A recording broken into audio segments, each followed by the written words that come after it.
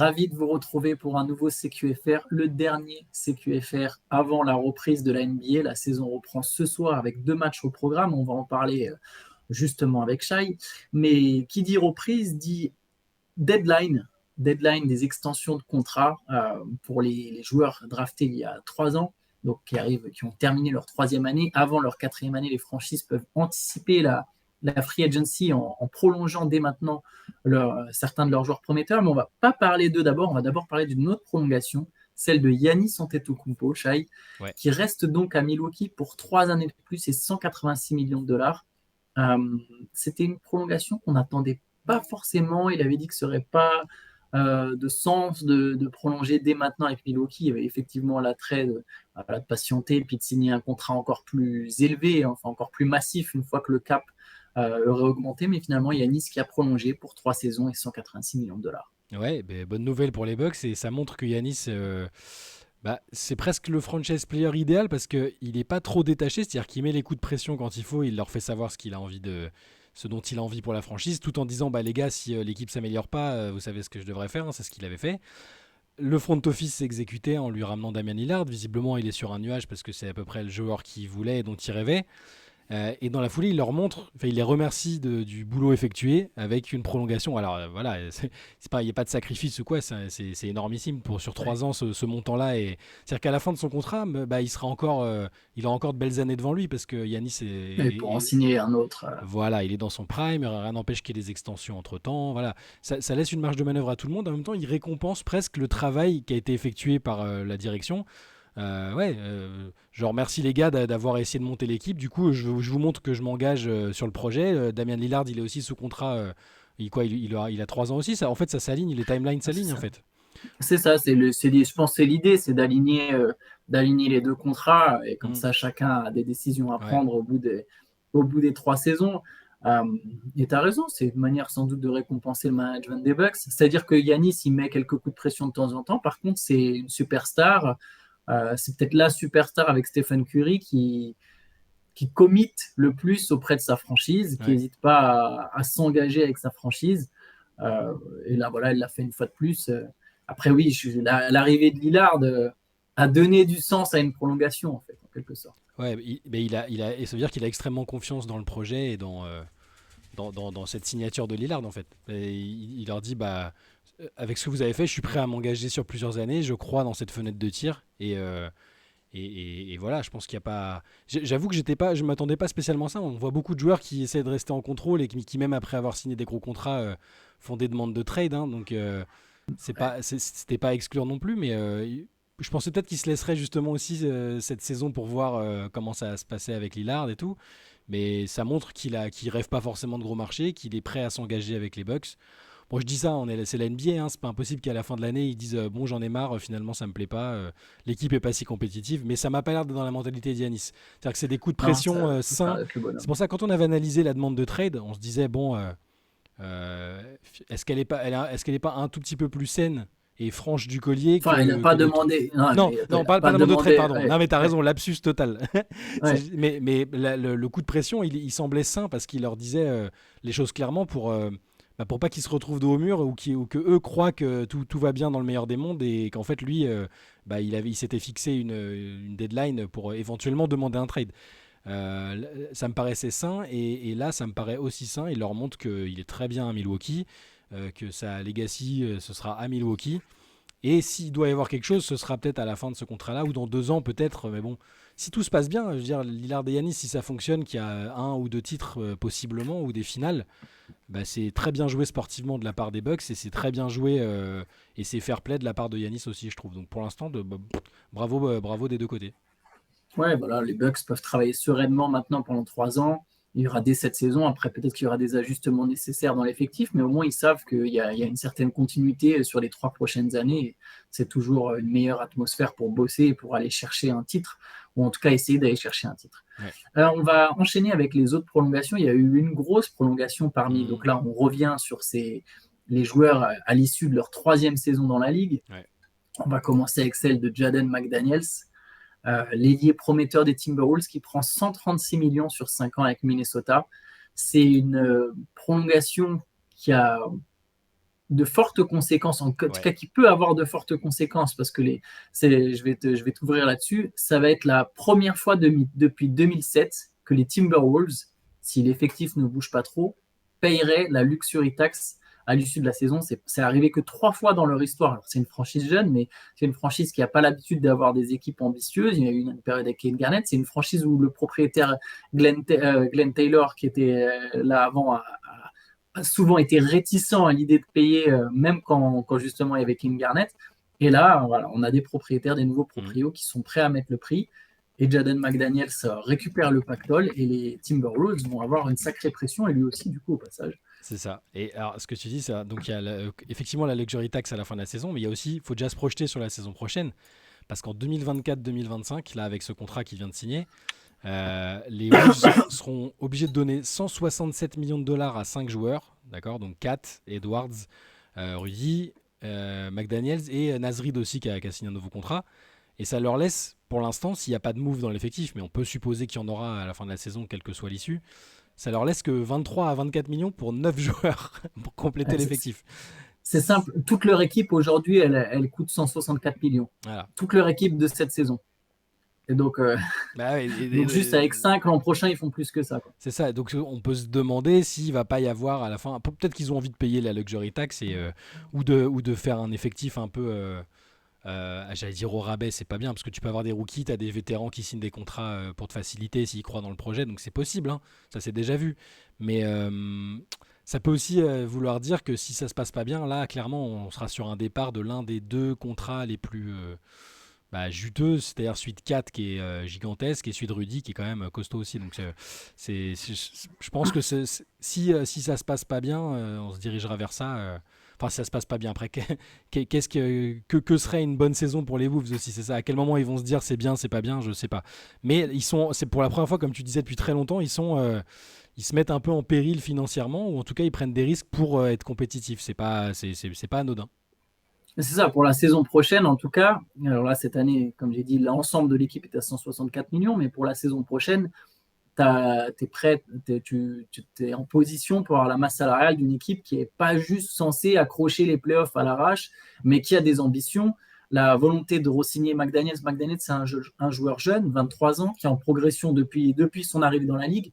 L'an dernier, il tournait à 12 points, 40% à 3 points notamment, et c'est un très gros défenseur. Je pense que lui et Edwards représentent vraiment l'avenir de la franchise. Je pense que c'est ce tandem qui, voilà, si jamais l'expérience Gobert ou l'expérience Karl Anthony Towns devait ne pas fonctionner, le fait d'avoir Edwards et McDaniels, c'est quand même très prometteur pour Minnesota. Maintenant, pour essayer de faire une petite comparaison, si on prend en pourcentage du cap, le salaire de McDaniels, ça va être à peu près celui de Michael Bridges quand il a prolongé avec Phoenix.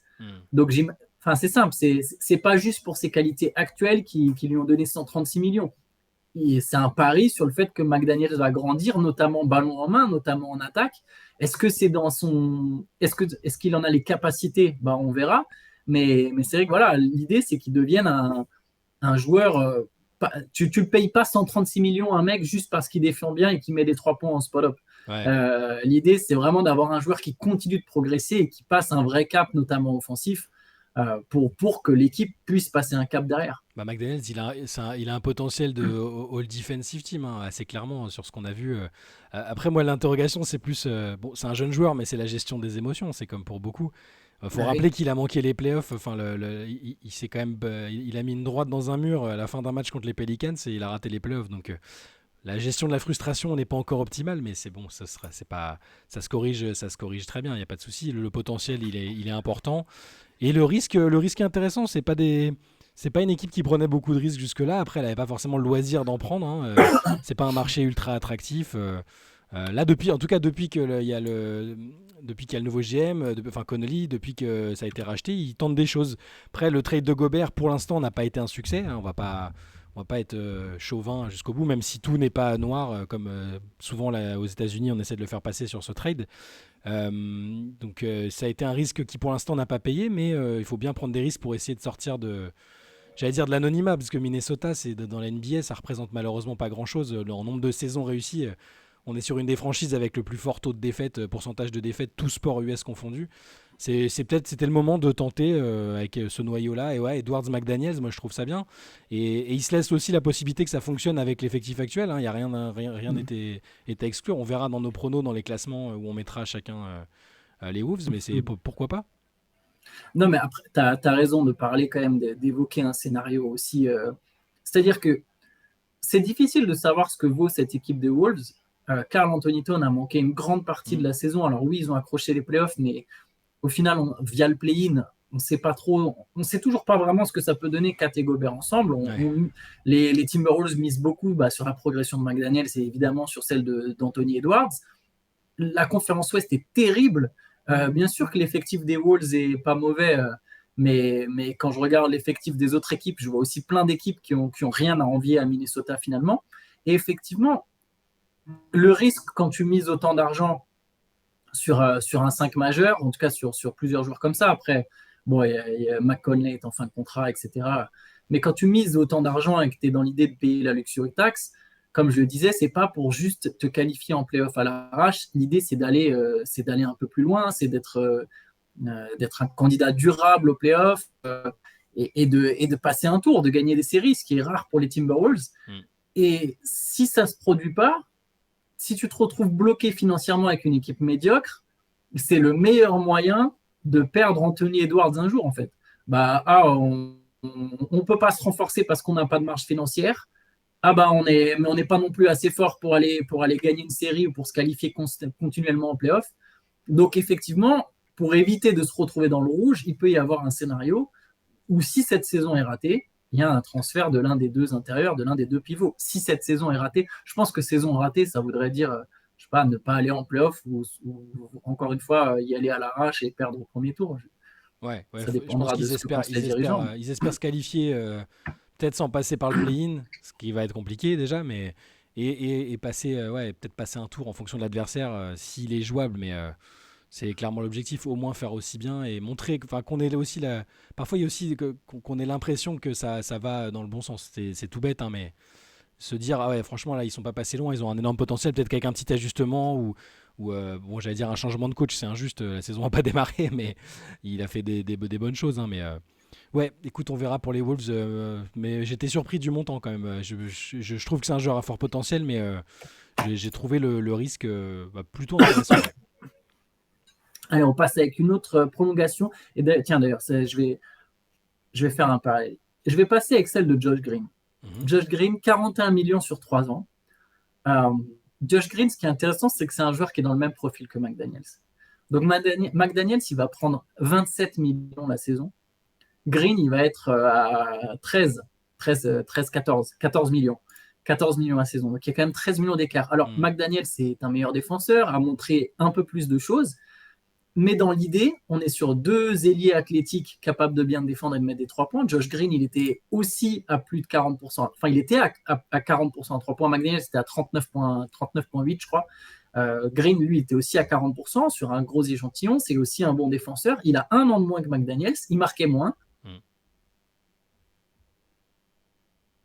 Mhm. Mais il y a un espèce de profil similaire. Et les Mavericks ont conservé ce joueur pour beaucoup moins cher. Après, peut-être que McDaniels aura une progression plus importante, on verra, mais le contrat ne signifie pas que l'apport jusqu'à présent. C'est évidemment, comme je l'ai dit, ça prend en compte les années futures. Mais je trouve que ça, c'est une belle opération pour Dallas. Je suis d'accord aussi. Et Josh Green va être. Enfin, tu connais mon scepticisme, mes interrogations sur Dallas cette saison. Avec pour moi les deux meilleurs joueurs de l'équipe qui sont de mauvais défenseurs ou des moins-values en défense. Avoir un joueur qui a ce potentiel défensif-là, qui est aussi potentiellement un bon shooter, il a une marge de progression. Avoir ces joueurs-là qui font que les autres, les forts attaquants peuvent s'exprimer, et je pense qu'il peut être hyper important. Moi en fait, mes interrogations, elles sont là-dessus. Depuis le départ de Dorian Finney-Smith, je sais pas quel joueur ils mettent pour stopper la star adverse, en fait. Aussi bêtement que ça, je sais pas qui m'aide. Et donc là, un Josh Green, pourquoi pas les fameuses promotions en interne que j'aime bien et qu'on évoquait dans d'autres équipes. Si Josh Green, ça devient un stopper, un vrai bon stopper avec un fort temps de jeu, écoute, peut-être que je me mettrai à recroire un tout petit peu plus en Dallas. Mais la signature est intéressante, elle a un tarif tout à fait intéressant comme tu l'as noté. C'est, t'as la possibilité d'avoir un joueur qui sera peut-être un titulaire ou un joueur avec un fort temps de jeu pour un montant raisonnable dans une équipe qui a énormément besoin de défense. Bah bien joué. Je m'attendais pas à moins et ça me paraissait une décision logique. Après, lui, son cas va peut-être déterminer en partie le classement final des Mavs. Il n'est pas tout seul, hein. Il y a beaucoup de choses, d'interrogations auxquelles il faudra répondre, mais il sera plus important, je pense, que les gens ne l'imaginent. Oui, je pense que c'est le facteur X des Mavericks cette saison. Je le vois bien être Mm. titulaire en cours de saison et sa progression offensive, enfin, sa défense, tu as tout à fait raison, mais aussi, voilà, est-ce que s'il continue à mettre des 3 points avec une réussite entre 38 et 42%, c'est vraiment tout bénef pour les Mavs et ça change complètement la donne. Et si en plus, effectivement, il s'impose comme le stopper, mais je pense clairement, oui, on est là sur le facteur X des Mavericks cette saison. Autre jeune joueur qui a prolongé, Onyeka Okongwu, 62 millions sur 4 ans avec les Hawks. Ça fait un moment qu'il progresse lui aussi. Progression chaque saison. Je pense que c'est l'heure du changement de pivot. De toute Mm. façon, à Atlanta, clairement, c'est lui qui va être titulaire avec Clint Capella qui sera peut-être même transféré en cours de saison.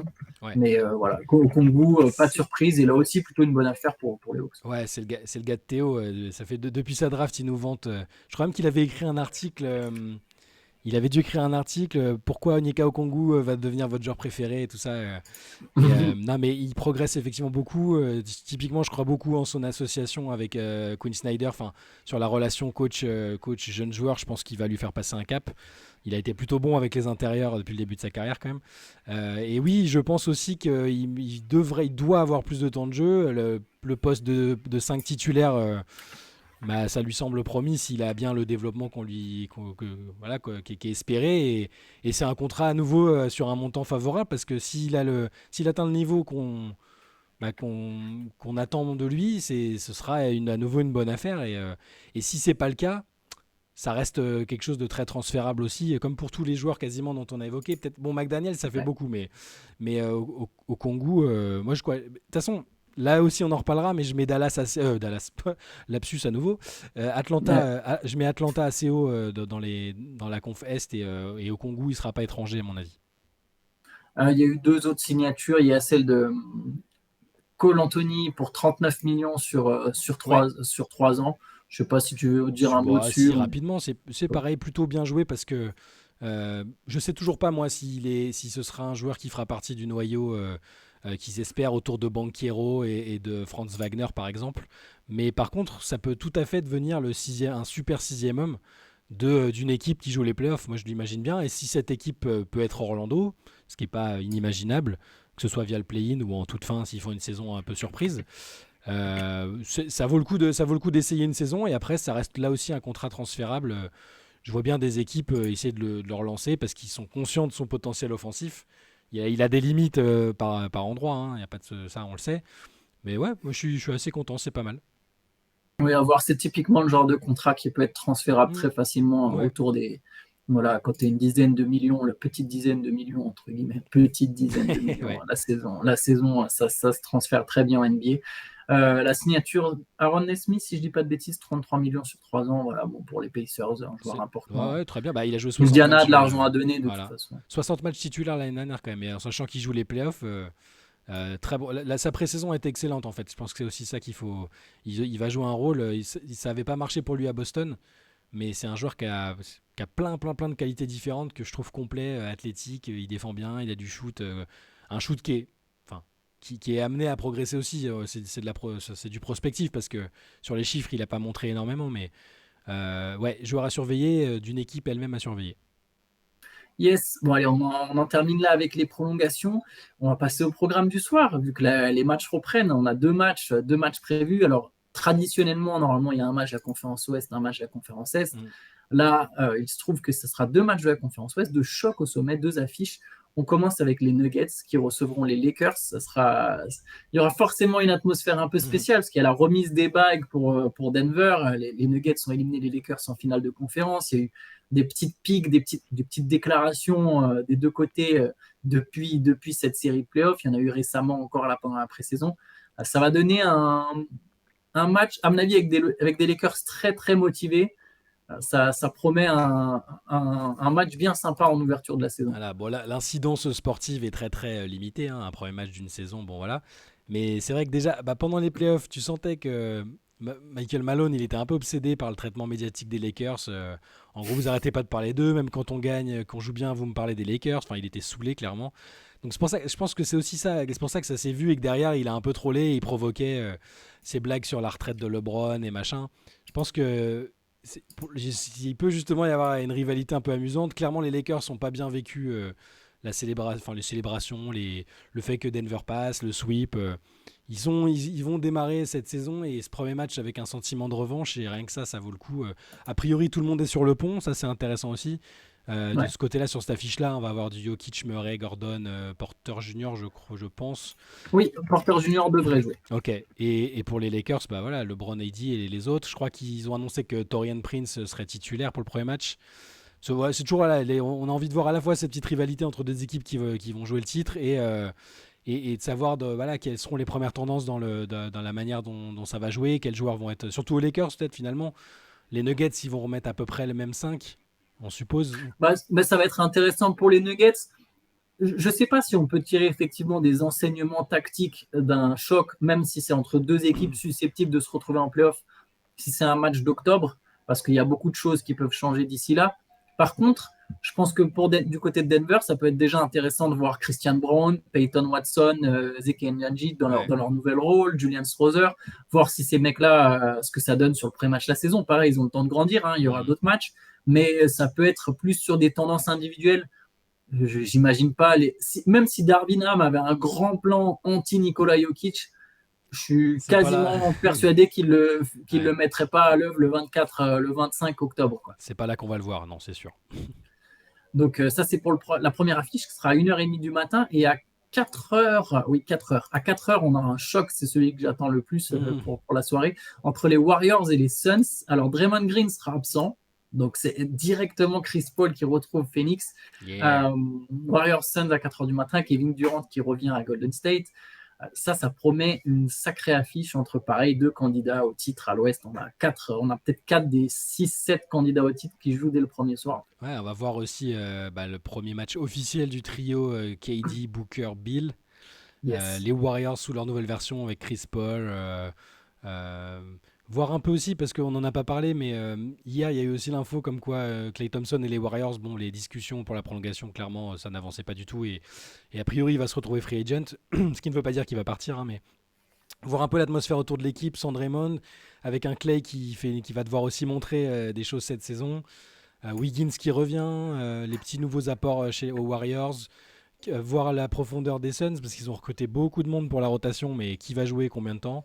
Voilà, c'est des petites interrogations de tout début de saison qui méritent quand même, outre la fiche sportive qui est cool, qui vont nous donner quelques petites réponses dans un premier temps. Un nouveau coach aussi quand même pour les Suns, Ouais, j'ai hâte Frank de voir un Vogel. peu j'ai hâte un peu de voir comment il va les faire jouer. J'ai Ouais, l'impression que pour l'instant, on se dirige quand même vers beaucoup de pick and roll du côté de Phoenix où ça va surtout jouer sur, bah voilà, Nurkic est un des meilleurs poseurs d'écran de la ligue et ouais. j'ai l'impression qu'on va avoir de Booker, de Durant ou de Bill qui attaquent des pick and roll. J'espère qu'il y aura un peu d'autre chose que de l'isolation. Alors pareil, c'est pas forcément le 24 octobre, ça va prendre du temps, hein, Ouais. mais j'aimerais bien voir des petits indices sur la manière dont les Suns vont jouer. Et concernant Bradley Beal, il a donné une interview, il s'est exprimé un peu sur son transfert. Il est revenu là-dessus et sur son souhait de rejoindre Miami. C'était quand même son objectif numéro un. Comme Lillard, il Mm. avait demandé Miami. Et ce qui est intéressant, Shai, c'est que Bill, donc il raconte un peu ça. Il explique qu'il est, voilà, avec son agent, sans doute, ils ont appelé Pat Riley. Pat Riley a dit qu'il irait voir Mickey Harrison, qui est le propriétaire du 8. Et pendant ce temps, voilà, ils ont entendu, il y avait des rumeurs qui évoquaient à New York, à Sacramento, à Brooklyn. Il explique que Sacramento, New York, ça le tentait un peu moins parce que c'était des équipes un peu trop jeunes. Ouais. Et toujours pas de Miami. Voilà, après, il raconte comment ça s'est fait Phoenix avec un appel d'un coup de Matisse Bia. Mais à un moment, il a posé la question, mais du coup, comment ça se passe avec Miami? Et la réponse était, bah, Miami traîne les pieds. Mm. Prennent les pieds. Et c'est vrai que c'est quelque chose, un sujet qui revient un peu en ce moment, c'est que Miami a été la destination favorite de plusieurs joueurs qui ont demandé leur transfert au cours des dernières années. Miami a signé personne, enfin récupéré personne dans le lot. Il y a eu pas mal de critiques sur la gestion du hit vis-à-vis du transfert de Damien Lillard, de la réticence éventuellement à lâcher certains assets, même si ça, c'est surtout des rumeurs. Qu'est-ce que ça t'inspire, toi, ces déclarations de Bradley Beal? Je pense qu'on aura. Là, c'est une période un peu. un peu charnière pour Pat Riley, je pense. Parce que bon, on va pas, c'est pas un secret, il est pas tout jeune, il a énormément d'années au compteur. La NBA change tous les ans, la manière dont les GM, c'est une nouvelle génération de GM avec laquelle il négocie. Et peut-être qu'à la fin, il aura raison, qu'ils vont encore retourner en finale avec leur effectif et qu'il regardera en se marrant Boston et Milwaukee. Ah les gars, vous avez voulu, vous nous avez pas facilité la tâche, mais nous on est encore là. Mais je me dis aussi que est-ce que là, il n'est pas dans une approche où il est trop précautionneux, il veut pas lâcher les assets, il veut pas prendre de risques finalement. Et ça, on aura la réponse que en cours de saison ou à la fin de la saison. Je veux dire, si le hit retourne en finale, on pourra que dire bravo, vous avez raison d'avoir attendu, parce qu'au final, vous faites un meilleur parcours que les équipes qui ont eu la préférence des joueurs que vous cibliez. Donc, voilà, je veux pas du tout enterrer Pat Riley. Et de toute façon, enterrer le hit, Pat Riley, Spolstra, Butler, c'est la pire des idées du monde. Mais par contre, ouais, je vais garder un œil attentif sur le hit et sur ce qui se dit un peu sur Riley, ouais, la manière dont tout ça c'est géré. Parce que ce soit pour Lillard ou pour. Bon, pour Lillard, on peut se dire est-ce qu'ils avaient vraiment le meilleur package et tout. Ouais, quand tu vois ce que les Bucks ont lâché au Voilà, final dans l'affaire, tu te dis, là-dessus on peut. Voilà. Mais Bill, qui aurait rendu des services, je pense, hein, à Miami quand même, avec ce qu'il apporte offensivement. Logiquement, l'offre, elle aurait peut-être eu plus de chances d'aboutir s'ils avaient vraiment mis le max possible. Là, je pense que Washington avait plus de chances d'accepter l'offre. oui, bah, Washington aurait sans doute pris Tyler Hero, hein. S'ils ont pris Jordan Poole, bon, je pense qu'ils auraient fait pareil. Par contre, le problème de Bill, c'était le timing. D'ailleurs, Bill, c'est marrant parce que quand les Suns. En fait, c'est marrant la vision qu'il a de lui-même. Quand les Ouais. Suns l'appellent, il se dit, mais attends, ils vont pas échanger Booker, tu vois. Donc lui, il pense que vraiment, Phoenix, tu vois, s'il y a un transfert qui l'implique avec Phoenix, c'est Booker la contrepartie. Je pense que Bradley Beal, on voit bien d'ailleurs, les Suns n'ont pas lâché énormément Non. d'assets pour aller chercher Bradley Beal. Je pense que Bradley Beal s'imaginait avoir une valeur tout autre en NBA. Et donc, c'est pour ça qu'effectivement, avec sa valeur, on peut se dire que le Heat l'aurait fait. Mais le timing est différent, c'est-à-dire que Bill, sa demande, elle arrive avant celle de Lillard, mais on sent déjà que celle de Lillard, elle sera dans les tuyaux. Je pense que Miami, en fait, tout le monde sentait venir à partir du moment où Scoot Anderson a été drafté. On sentait que c'était un peu la fin de parcours de Lillard à Portland. Et Miami, s'ils ont traîné des pieds, c'est aussi peut-être parce qu'ils se sont dit non, mais nous, de toute façon, on va faire Lillard parce que Lillard, il va demander Miami et les Blazers, ils vont écouter Lillard et on va garder nos assets et on va pas aller chercher Bradley Beal tout de suite. Donc je pense que c'était plus une question de timing. Si Bradley Beal avait fait sa demande de transfert une fois que Lillard a déjà été envoyé à Milwaukee, là, peut-être que Miami, je suis même, après j'en sais rien, mais mon instinct me laisse penser que Miami serait allé chercher Bradley Beal. Ouais, très possible. Mais Mais bon, on pourra jamais savoir. non, non, c'est ça. Mais par contre, sur la pertinence de bouger ou pas, eh ben, ça, on pourra qu'attendre la fin de saison. Et même Oui, si bien là, sûr. du coup, je me dis, ah, est-ce que là, Pat Riley est pas devenu un peu trop précautionneux? Est-ce que il a essayé de la faire old gangster avec des GM un peu moins expérimentés que lui, c'est-à-dire absolument tous. Ouais, ça sera surveillé d'ici la fin de la saison. Ouais. Je pense qu'en fait, de toute façon, tu peux pas gagner un titre NBA. Enfin, il faut du talent. Il n'y a pas de talent au hit, pas du tout. Hmm. J'ai mal formulé ma phrase, mais il faut beaucoup de talent pour gagner en NBA. Bien sûr qu'il faut un collectif, mais on voit que toutes les équipes qui gagnent, le point commun, c'est pas toujours, c'est pas que le collectif. Là-bas, c'est quand même déjà le talent. Et tu peux pas gagner un titre. Bien sûr que j'aime beaucoup la mentalité du hit, celle d'Adebayo, celle de Butler, de Spolstra, de Riley, etc. Mais tu peux pas gagner un titre en misant constamment sur non mais nous on va trouver les. Alors c'est pas ce que font le hit, c'est pas du tout ce que je suis en train de dire. Mais tu peux pas te reposer que sur des mecs de J-League non draftés ou des gars en qui voilà un tel ou un tel n'a pas cru. Hmm. À un moment il faut aussi beaucoup de talent pour gagner. Et voilà, le hit n'a sans doute pas le talent dans son effectif pour gagner un titre. Je pense que c'est même pas une hot tech quoi. Oui, ils ont fait 2 finales. En attendant, enfin, je pense pas que cette équipe elle soit vraiment si proche que ça de gagner un titre. Là, Jimmy Butler, qui nous suit tous les matins dans le CQFR, a fait une capture de ce passage et il la ressortira en Ouais, boucle comme ça à la fin de la saison quand il sera encore. pas de souci, je serais prêt à assumer ce pronostic sur le fait que Miami ne sera pas Je dis Jimmy champion. Butler, mais ça va être Théophile Messer. Hein, c'est pas Ah, besoin. Théophile bah, Messer, qui est son porte-parole officiel en France. Voilà. il va me gronder pendant le podcast. Voilà. Bah justement, le podcast, il y aura un podcast cet après-midi, juste avant le coup d'envoi de la saison. Ça sera disponible sur YouTube. Il y aura une late session spéciale prono ce soir. On ne sait pas encore ce qu'on fera gagner à la fin de la saison. On ne sait même pas encore si on fera gagner quelque chose, mais venez quand même participer, venez donner vos pronos avec l'équipe. Je pense qu'on va bien se marrer. Et puis écoute, bah, demain, évidemment, un CQFR, premier CQFR de saison régulière pour nous. On Ouais. avait commencé l'an dernier pendant les playoffs, Ouais. au début des playoffs. Donc là, ce sera le premier CQFR de saison régulière. Ça va être. Enfin bon, il y aura que 2 matchs. C'est plutôt celui de jeudi matin qui sera sympathique. Ouais. Faudra qu'on hiérarchise Faudra trier, ouais. et qu'on trie.